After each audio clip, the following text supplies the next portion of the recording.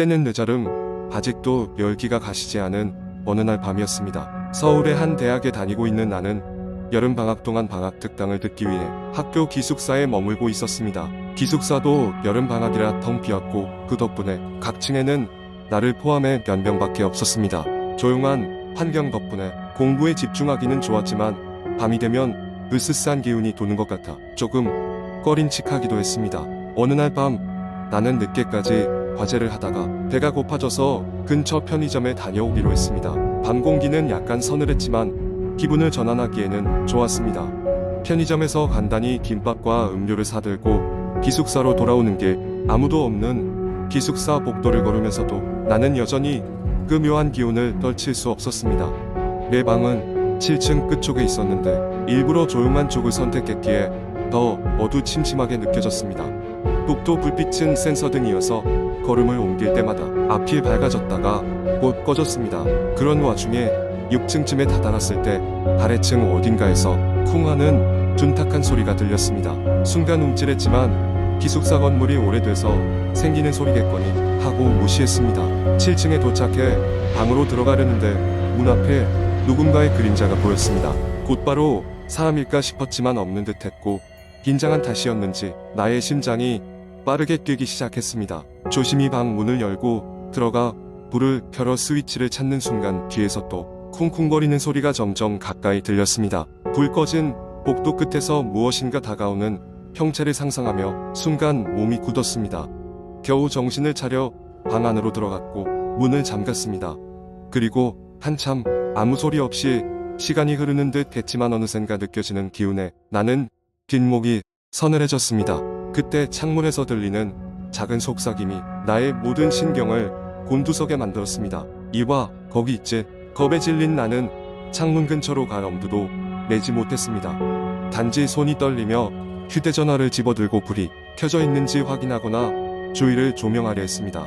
하지만 전혀 반응이 없는 핸드폰 화면에 절망감이 덮쳐왔죠.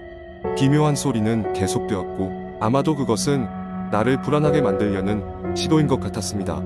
잠시 후 문틈새로 쓱 내 방으로 들어오는 차가운 바람, 아니 그 숨결에 나는 숨이 막힐 것 같았습니다. 이곳은 더 이상 안전하지 않다는 것을 느낀 순간 거의 본능적으로 책상을 밀어 문을 막고 방 한켠에 웅크렸습니다. 그렇게 하룻밤 끝눈으로 지새다 나는 새벽녘 문빈 틈 사이로 보이는 희미한 빛을 보았습니다.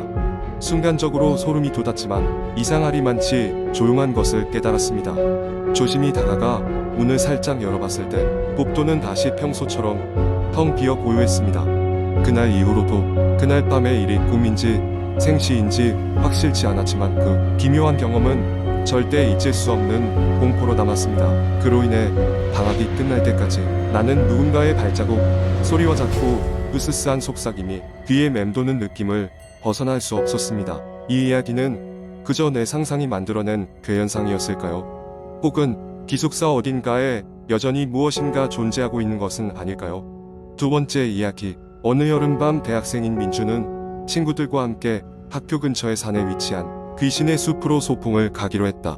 귀신의 숲은 수십 년 전 연쇄살인 사건이 발생한 곳으로 유명한데 그때 이후로 그 숲에서는 이상한 소문이 끊이지 않았다. 사람들이 간혹 밤에 이상한 소리를 듣거나 정체불명의 그림자를 목격했다는 소리가 돌곤 했다.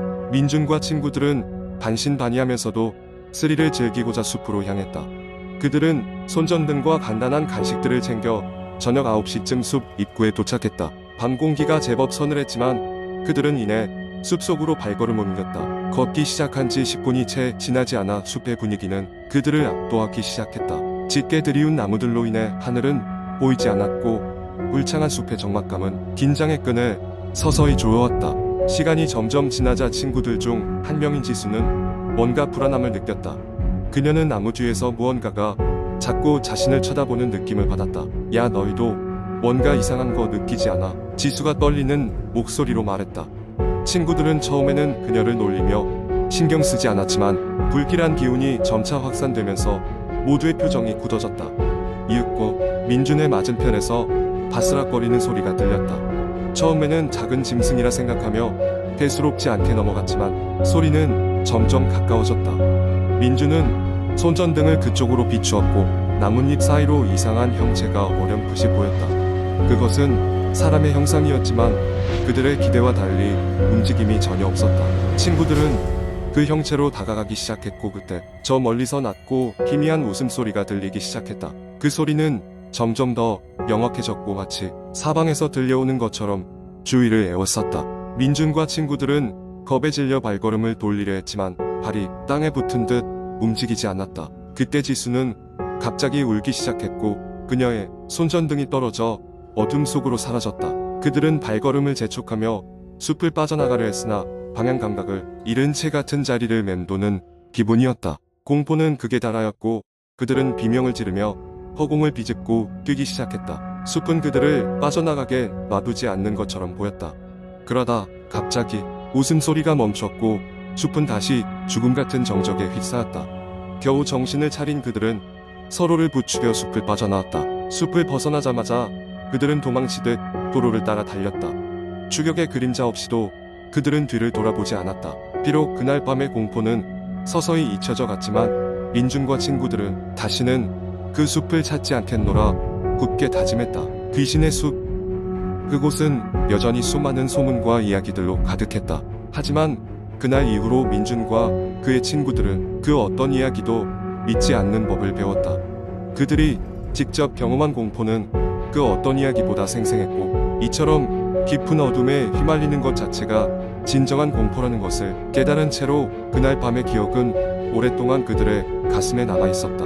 세 번째 이야기. 나는 이전에는 그렇게 미신을 믿는 편은 아니었다. 그러나 그날 밤 이후로 나는 모든 것이 바뀌었다.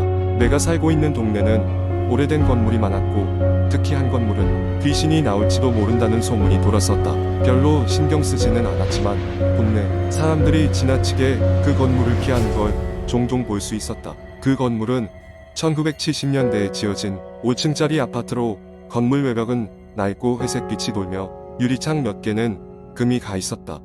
평소에 그 앞을 지날 때면 묘한 기운을 느끼곤 했지만 나는 그런 것을 대수롭지 않게 생각했다. 어느 날 밤 친구들과 술을 몇 잔 마시고 집으로 돌아오는 길이었다. 무거운 발걸음을 이끌고 집으로 향하던 중 나는 갑자기 그 건물 앞에서 서게 되었다.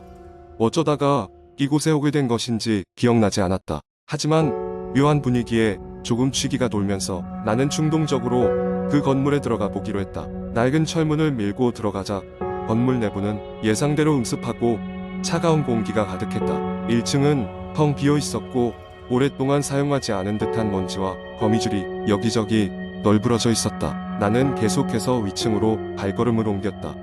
무언가 나를 끌어들이는 듯한 느낌이었다. 2층에 올라서자 형광등 몇 개가 간헐적으로 깜빡이며 희미한 불빛을 제공했다. 복도의 벽에는 낙서들이 가득했고 문들은 모두 잠겨 있었다. 그때 갑자기 한 문이 삐걱거리며 열리기 시작했다. 아무도 그 문을 열지 않았건만 나는 본능적으로 그 열린 방을 향해 다가갔다. 방 안은 거의 텅 비어 있었지만 벽구석에는 오래된 장롱이 하나 있었다. 나는 왜인지 그 장롱을 열어야겠다는 충동을 느꼈다. 차가운 손잡이를 잡고 장롱을 열었지만 그 안에는 아무것도 없었다. 그러나 그 순간 뒤에서 누군가의 낮은 목소리가 들렸다. 여기서 뭐 하는 거야? 나는 깜짝 놀라 뒤돌아봤지만 복도에는 아무도 없었다. 공포에 사로잡혀 서둘러 건물 밖으로 뛰쳐나왔다. 숨을 고르고 다시 그 건물을 올려다봤을 때 4층 창문에서 누군가가 나를 보고 있는 것 같았다. 그러나 너무 멀리서 확실히 보지는 못했다. 그 후로 나는 그 건물 근처에는 얼씬도 하지 않았다. 며칠 후 친구들과 그 이야기를 나누었더니 그들은 오싹한 얼굴로 나에게 말해주었다. 그 건물의 4층에서 오랫동안 어떤 여자가 혼자 살다가 비극적인 사고로 목숨을 잃었다고. 그 후로 그 건물에는 그녀의 영혼이 아직도 머무르고 있다는 소문이 돌고 있다는 것이었다. 나는 그 이야기를 들은 후 몸에 소름이 돋는 것을 느꼈다. 그날 밤 내가 느꼈던 기분과 그 창문에서 느껴졌던 시선이 느껴지면서 나는 더더욱 그 건물이 무서워졌다.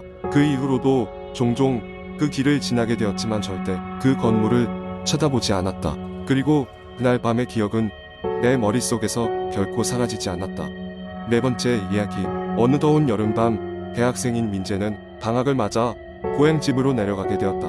오랜만에 보는 가족들과의 만남은 반가웠지만 시골의 고요함과 어둠은 언제나 그를 불편하게 만들었다. 그날 밤 민재는 부모님이 해주신 저녁을 먹고 자신의 방에 들어가 휴식을 취하기로 했다. 방은 오래된 가구들로 채워져 있었고 창문 밖으로는 시골의 정취가 가득한 풍경이 펼쳐져 있었다. 자정에 가까워질 무렵 민재는 침대에 누워 휴대전화를 만지작거리며 시간을 보내고 있었다. 그때 갑자기 창문이 덜컹거리는 소리가 들려왔다. 바람 때문이겠지?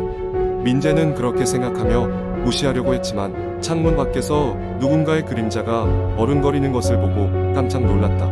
민재는 용기를 내어 자리에서 일어나 창문을 바라보았다. 그러나 이내 아무도 없는 것을 확인하고는 안도했다. 잠시 후 다시 침대에 누운 민재는 어떤 소리인지 분간할 수 없는 낮은 소음을 들었다. 소리는 천천히 커져가며 마치 누군가 계단을 오르는 것처럼 들렸다.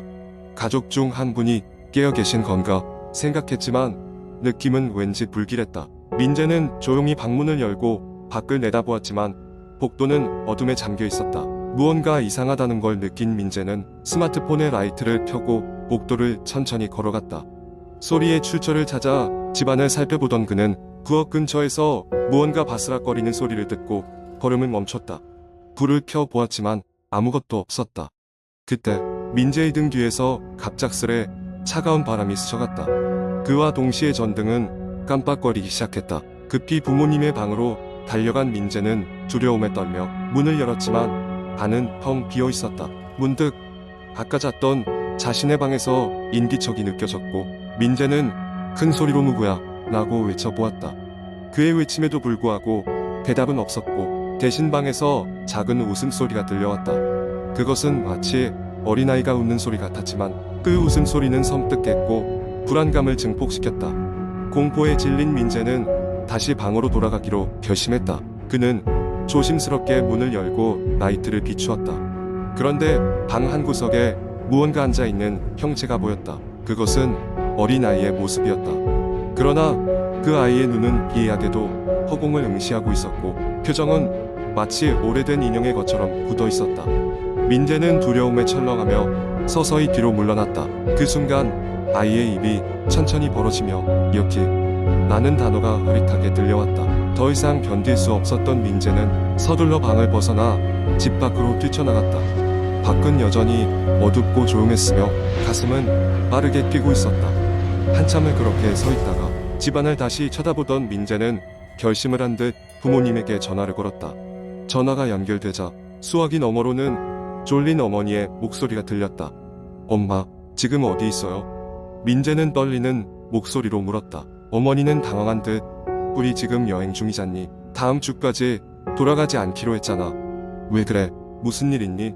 라고 대답했다. 순간 민재는 집안에서 들리던 모든 소리가 멈췄음을 깨달았고 그는 외롭고 쓸쓸한 밤거리에 홀로 서 있었다. 그는 그 길로 친구들에게 연락해 당일로 그곳을 떠났다. 오늘날까지 민재는 그날 밤의 사건에 대해 다시는 집에 돌아가지 않기로 결심했으며 그 일이 꿈이었기를 바랐다. 그러나 가끔씩 그 창문에서 보았던 어린아이의 섬뜩한 미소를 잊을 수가 없었다.